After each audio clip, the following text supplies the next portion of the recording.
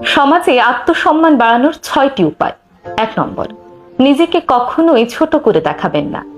নিজের সম্পর্কে নেতিবাচক কথা বলা, যেমন আমি কিচ্ছু পারি না, আমি তেমন কেউই না, এই ধরনের কথাগুলো আত্মসম্মান নষ্ট করে। মনে রাখবেন, আপনি নিজেকে যেভাবে দেখেন, পুরো পৃথিবীও কিন্তু আপনাকে সেইভাবেই দেখবে। নিজের আত্মবিশ্বাস গড়ে তুলুন।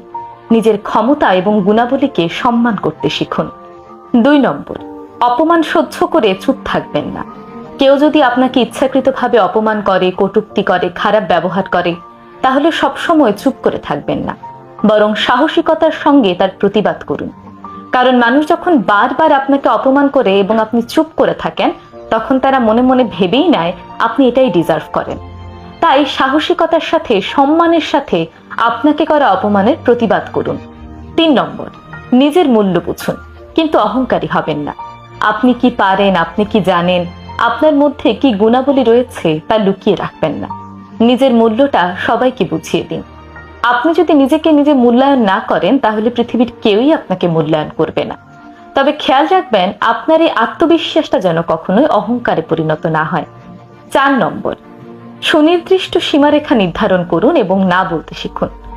সবসময় অন্যকে সুখী করতে গিয়ে, অন্যকে আনন্দ দিতে গিয়ে কিংবা অন্যের মন রাখতে গিয়ে নিজের আবেগ, অনুভূতি কিংবা সময়কে অবহেলা করবেন না।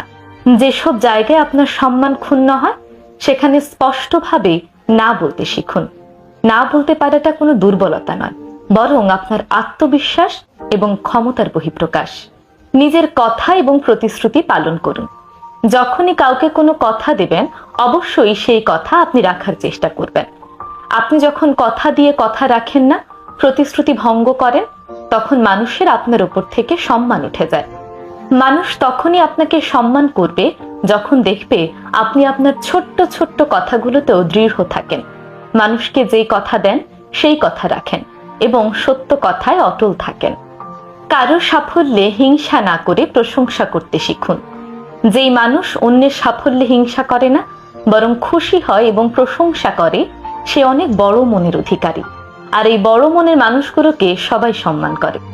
তাই নিজের আত্মবিশ্বাস এবং আত্মসম্মান বৃদ্ধি করতে এই 6টি টিপস অবশ্যই ফলো করবেন।